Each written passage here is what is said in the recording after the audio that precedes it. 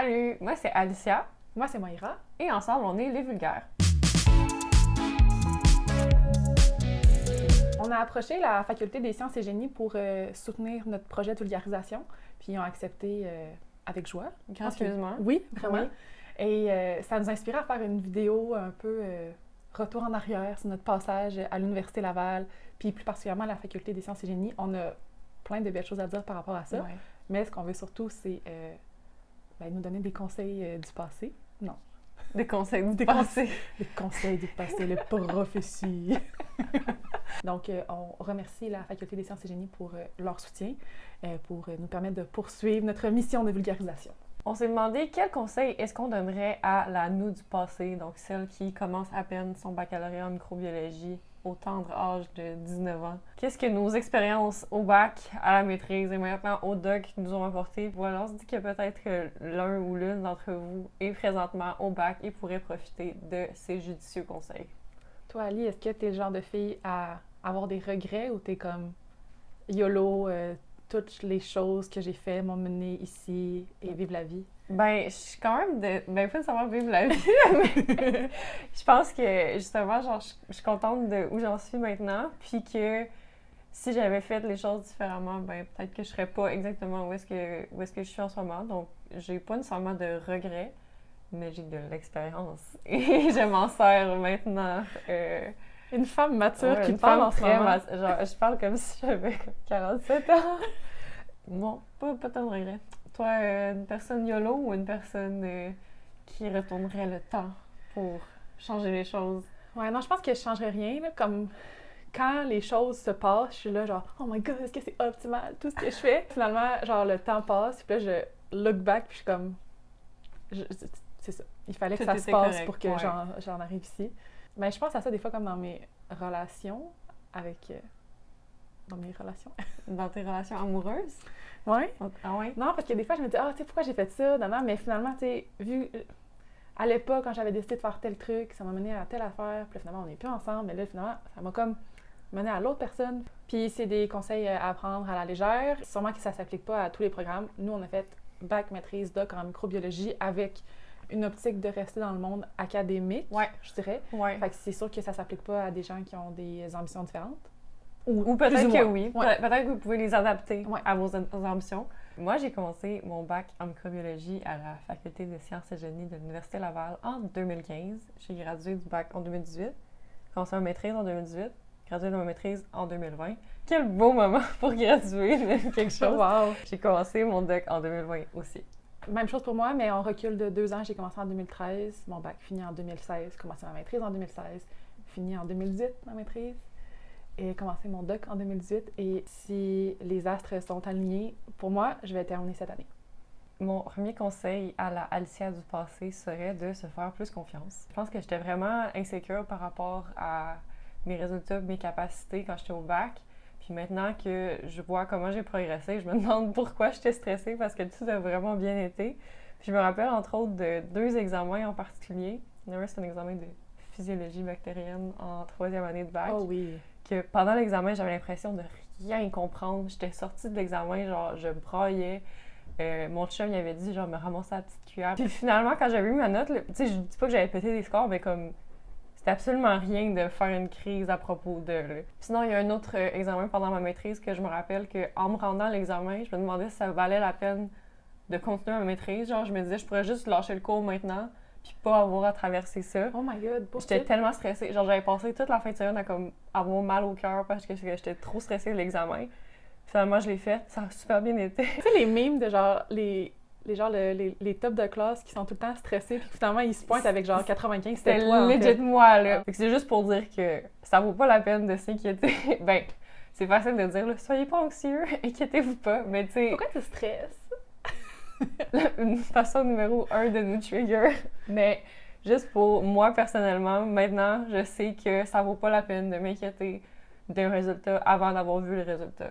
Je pense que quand j'étais au bac, je me disais des fois, genre de plus me faire confiance puis d'arrêter de paniquer pour rien. Mais mon espèce de petite voix toxique dans ma tête était genre, en fait, c'est grâce à ton stress que t'es bonne. Puis comme, c'est pas génial. Non, c'est ça, clair, c'est clair. Mais sinon, un conseil qu'on peut donner, pas nécessairement à la moi du passé, mais à tous les étudiants au baccalauréat en ce moment, c'est de parler quand ça va pas correct. Comme, tu sais, moi, en parlant avec mon chum, en lui disant que je pensais pas que ça avait bien été l'examen, tu sais, il m'a rassurée, puis il m'a dit, fais-toi confiance, tu comprends bien ce que tu dis d'habitude. Je sais que tu as mis des efforts là-dedans, je sais que ça va payer. Puis si jamais votre chum fait pas la job, un thérapeute, ça peut marcher. Ouais. Il y a plusieurs... Chaque université offre des ressources. C'est sûr que des fois, ils sont un peu limités. Sinon, avoir des amis comme Mera, que... Non, mais Merci. pour vrai, genre... Je me rappelle quand j'étais au bac, je te tenais en très haute estime parce que, tu sais, je te voyais aller puis j'étais comme, wow, cette fille-là, elle a tout pour elle. Un peu, c'est quoi l'expression? She's got it all. She's got it together. Puis maintenant, tu sais, en te parlant, je me rends compte que tu te sentais pas nécessairement comme ça. Fait que d'avoir des modèles positifs comme ça peut vraiment vous aider, je pense. Puis, tu sais, vous faire réaliser que votre situation, pas de vous dire que comme tout le monde vit la même chose, puis c'est pas important ce que vous vivez, mais plus comme d'avoir ce sentiment-là, dans le fond, que d'autres personnes sont passées par là, puis ont réussi, puis que vous autres aussi, vous allez être capables de réussir. You go, Glenn Coco. Pour continuer un peu sur ce que tu dis à la fin, là, de, tu sais, pas hésiter à s'appuyer sur les gens autour de soi pour comme réaliser qu'on est tous dans le même bateau. Tu sais, quand on est au cégep, la fameuse cotère est vraiment importante. Puis la cotère espère finalement que tu sois meilleur que les autres pour te démarquer. Tandis qu'à l'université, ça s'applique plus, ce principe-là. Fait que genre, même si tout le monde a 100%, good for us. Là, genre, ça va rien changer à toi, ta cote universitaire. Fait que moi, quand j'ai commencé, on dirait que mon espèce de mécanisme de défense, c'était comme, ben genre, je vais juste faire mes affaires de mon côté, pas demander d'aide, pas genre m'impliquer dans les assos étudiantes ou comme de me faire des nouveaux amis au bac. Tu sais, l'initiation, j'étais genre, oh my god, je suis tellement trop cool pour ça, mais genre, je suis trop cool pour ça, ça n'a pas rapport, là, tu sais. T'es trop cool pour avoir de la moutarde dans les cheveux. Vraiment pas. Fait que c'est comme si, c'est ça, je voulais pas, genre, oser aller vers les autres, alors qu'au final, ça m'aurait comme tellement aidé au début, parce que finalement, je l'ai fait plus tard. Ouais. Fait que, tu sais, ce serait mon conseil à moi du passé, de commencer plus tôt à comme m'impliquer dans le départ ou dans la faculté, parce qu'il y a comme tellement d'opportunités de le faire. Puis je pense que ça m'aurait aidé à relativiser puis à constater qu'il y a d'autres mondes qui vivent les mêmes trucs que moi. Un autre conseil que je me donnerais dans le passé, ça serait de plus explorer mes options. Comme on disait, on s'est toutes les deux alignés quand même solides sur la trajectoire académique, recherche, tout ça.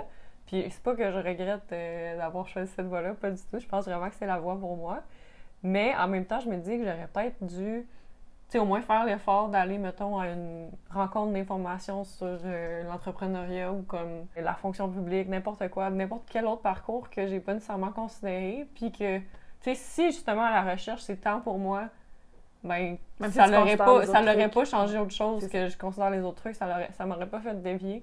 Mais je pense que ça aurait été une belle opportunité parce que quand même, je pense qu'à l'Université Laval, on a quand même la chance qu'il y ait beaucoup de ressources disponibles pour nous informer de ces autres parcours-là qui existent. J'aurais aimé ça d'en profiter plus. Ben encore, ça fait vraiment avec le prochain conseil que je me serais donné. Puis ça fait aussi avec le premier que je me suis donné. C'est juste comme de faire confiance aux gens. Genre moi, quand je rentrais au bac, les profs, je les voyais comme « Oh, genre, c'est qui eux? » Mais comme, tu sais, dans notre département, on a des gens qui sont genre associés à des prix Nobel. Ouais, genre des vraiment big shots. Ouais.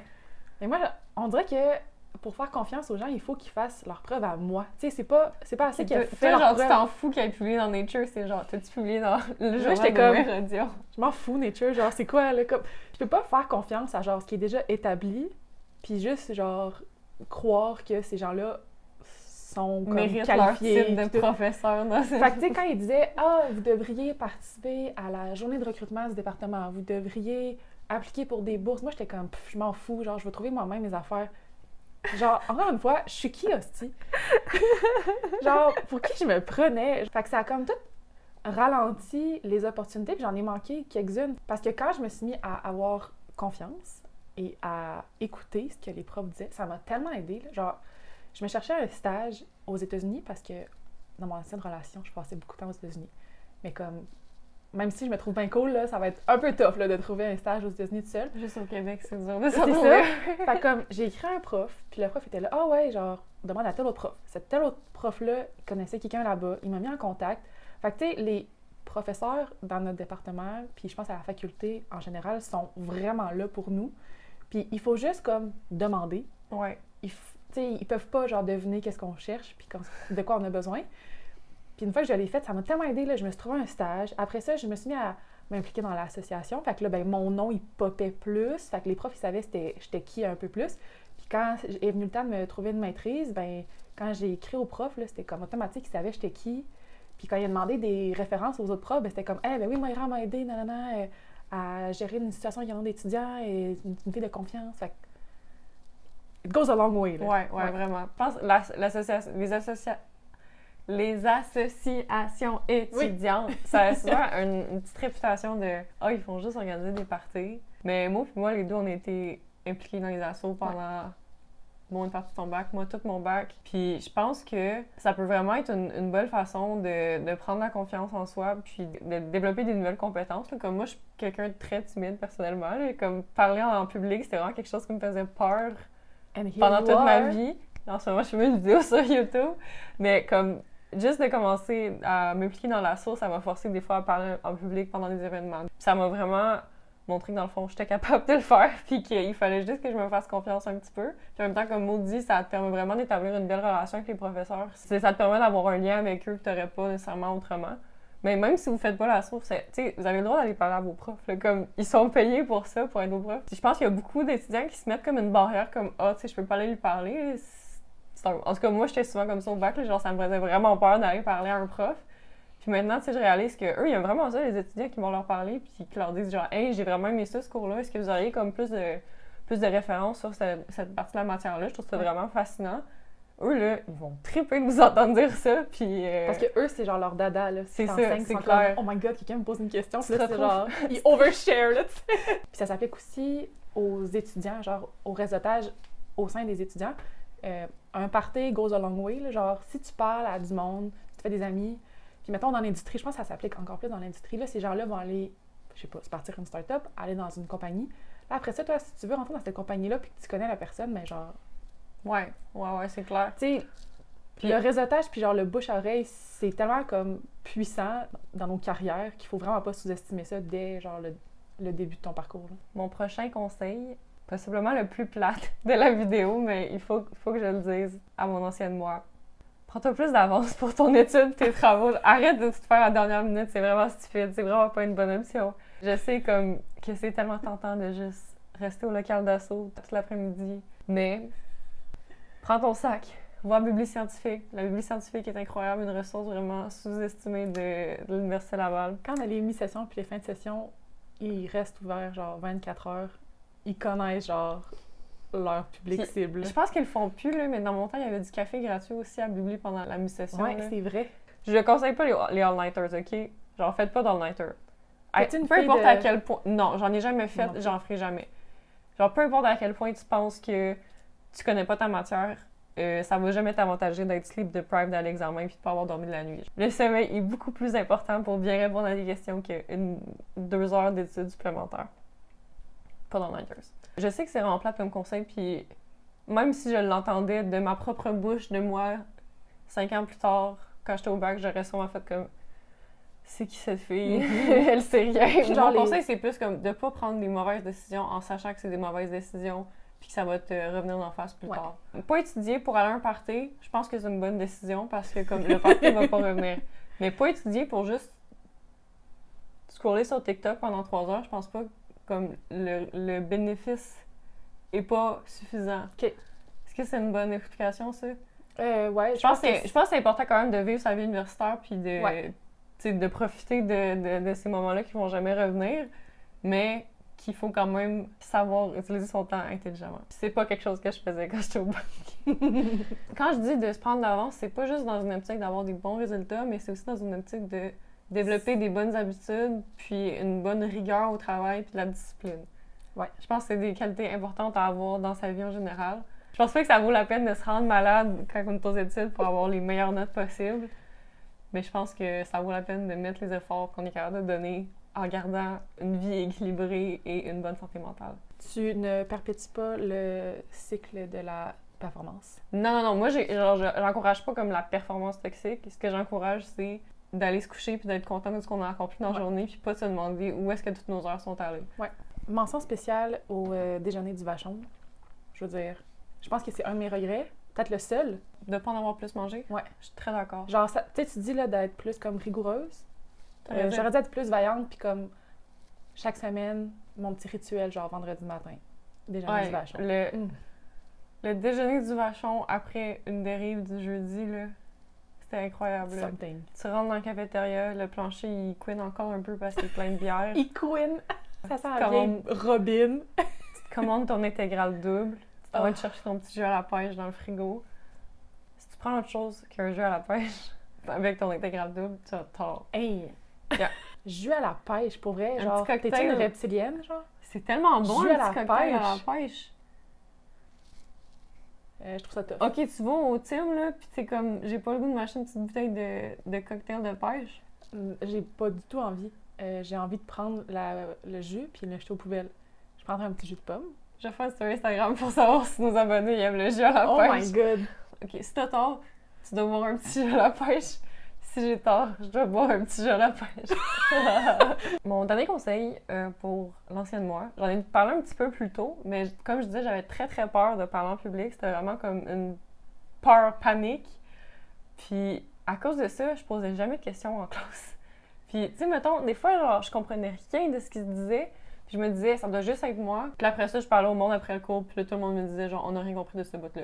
C'est Je valide. suis intelligente, Oui. puis comme, si moi je comprends pas, il y a probablement d'autres gens qui comprennent pas, puis qui Ouais. vont être contents que j'aille posé la question. Moi, un moment donné, je pense que c'était au cégep, je suis comme venue à une réalisation par rapport aux présentations orales. Ça a tellement, genre, dédramatisé les choses que maintenant, je m'en fous pas mal de faire des présentations. Parce que dans ma tête, il y a comme 3 scénarios possibles quand tu fais une présentation orale. Premièrement, ça va bien, puis les gens se souviennent plus ou moins de ta présentation parce que les gens sont tous, genre, centrés sur eux-mêmes, ou ils sont fatigués, ou ça les intéresse pas, ou ils se souviennent de toi parce que c'était bon. Moi, c'est un outcome que j'accepte totalement. Scénario 2, ça va mal. Genre, tu te trompes, tu fais comme quelques erreurs. Mais encore une fois, les gens, ils vont pas te faire genre « Ah, ça a mal été ton affaire. » Puis une seconde après, ils vont penser à qu'est-ce qu'ils vont manger à soir. Parce que les gens pensent pas à toi dans la vie. Le deuxième aussi, genre, ça me convient. Moi, en fait, je veux juste pas que les gens se souviennent que ça soit arrivé. Puis le troisième scénario, c'est, mettons, ça va vraiment mal. Genre, tu vomis, tu perds connaissance, genre, tu deviens tout nu, genre, soudainement.